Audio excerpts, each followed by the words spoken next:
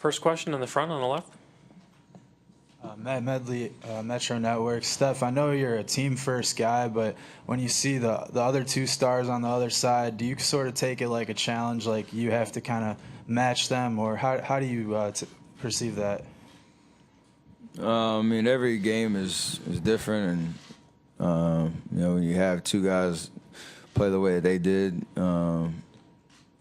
you obviously notice because you see the ball going in the basket every time. But for me, you kind of you get a little edge about you trying to go back at them, but you got to do it within the system of our offense and how we go about things, and not get the temptation to abandon that just to get into the little back and forth one-on-one. So that's kind of my approach. You enjoy those kind of moments, even though we didn't get the win, but you know, opportunity to go right back at them.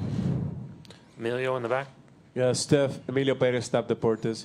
We all know you are a hard worker. We all know the ethics of the game that you have. But when people question your leadership as a result of what happened in the last game, the last quarter, and how the game slipped from you guys, what do you have to say when people question your leadership and they say that the real leader of this team is Draymond Green? Who says that? When people are around in the social media and everything else have comments about, they say, I've always said Draymond's he's the spirit of what we do. That's, you see it out on the floor. That's what he brings. Everybody leads in a different way, and I don't want to be a prisoner of the moment and say Game 5 was a direct reflection of kind of who we are as a team and who I am as an individual, as a player, as a leader. And I was out there, you know, doing what I was trying to do to help our team win, and it didn't work. So that happens in sports. It happens in our game, and that's not going to stop me from coming back, you know, and doing what I do to help lead my team in Game 6. So comfortable with that. Is tomorrow the biggest game of your career so far, being like that you haven't really shown up the numbers that people really expected from you as an MVP? Is tomorrow your biggest game of your career so far? Yeah, we have a chance to win a championship, so definitely the biggest game, and I'm ready for it. Tim standing on the left. Tim Calcone, Mercury News. Kerr mentioned it right after the last game. Same position you were in last year, up 3-2, chance to win a championship here. How much of those memories go through your mind, the celebration, just the way that it accomplished different circumstances? Obviously, this series is playoffs than last year, but do you feel some kind of symmetry in that? Yeah, I mean, we're in the same building, and like you said, the same 3-2 lead. Understanding the emotions of what it is to try to win a closeout game on the road. Haven't been through it one time, so that helps. I think it's different because it's a different year, it's a different challenge, different circumstances, obviously, with a couple of injuries and whatnot. But the opportunity is there, and I think we're a very poised group that's ready for it. So it should be fun.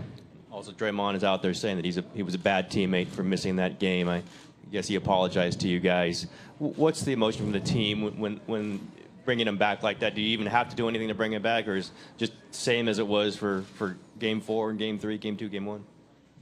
It's pretty much the same because we know what kind of player he is and what he brings to our lineup and our way of playing. So it is different with Bogues out now. We're going to have another different rotations as well, especially in the starting lineup. So you got to make those adjustments. But as Draymond specifically coming back, we know exactly what to expect and how we can play around him and through him and with him. So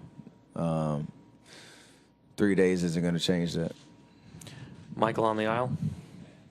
Steph, I want to ask, how much does it bother you just when you hear that people say an MVP should do this in the finals, or should perform at this level? And when you hear some of the crazy theories about what's affecting you, how do you internalize that and how you block all that out? I don't really worry about it. I mean,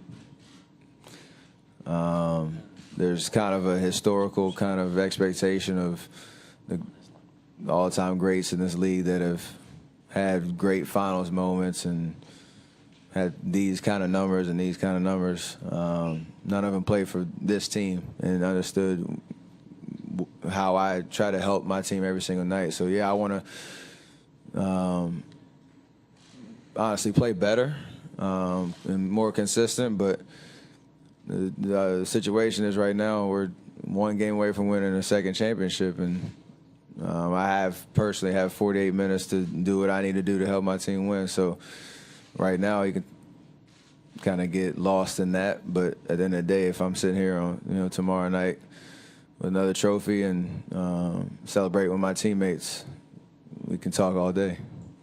Same corner, Chris. Steph, how do you balance the one-on-one matchup? Obviously, Kyrie's a top point guard, and he's having a good series. How do you balance that with the bigger picture of let's just win this series? It's kind of natural just because, like, sort of the same answer. It's kind of, I know how I help my team, win and how to execute our game plan and the spots that I'm going to, get my shots and where I can be aggressive and whatnot. It's not so much a back and forth, all right, I'm taking you one-on-one, you taking me one-on-one kind of deal. And so I don't get wrapped up in that at all. But, I want to play my best. And if I don't, then I'm frustrated and I understand I need to, figure that out. And that's really all I'm worried about. So, Kyrie and LeBron had an amazing game in Game 5, and did what they were supposed to do to help their team, stay alive. The story should hopefully be different Game 6. John standing over here. Steph, do you guys, or do you anticipate you guys starting small tomorrow, or at least playing small a majority of the game? The numbers say you guys are at your best with Draymond playing center in this series. Do you guys feel that? Do you feel like that's your best road to winning tomorrow?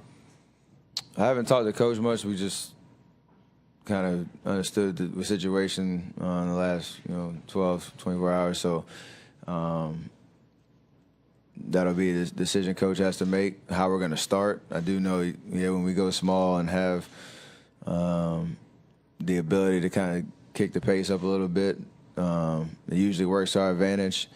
But I think it works because of the other lineups that we can throw out there and have that versatility throughout the course of 48 minutes. So we'll see how the rotations go and how we start. But at the end of the day, whoever's out there has to execute better than we did at Game 5 in order to win another championship. Mark on the left. Steph, Draymond was just outside telling us that he was a terrible teammate, that you guys would have won Game 5 if he was in the lineup. What do you want him to know, when he thinks of himself as a terrible teammate and that he cost you a game at this time of the year? We've already talked to him, or I personally have, it wasn't an ideal situation to not have him out there, and hopefully he's not put in that situation again where he's putting his playing status in jeopardy. But at the end of the day, it's a team game, and we had an opportunity to go out and win a championship, and it would have been the ultimate video montage to see him running across from the baseball stadium with a camera following him into the Oracle Arena. That was like the dream celebration, but it didn't happen. So missed opportunity there. But I think there's a Game 6, and he's going to be available, and we're going to have another opportunity to win a championship. And nobody will remember this down the road if we get this done tomorrow night. So that's really all we need to talk about. Are you concerned that he might have a lot in his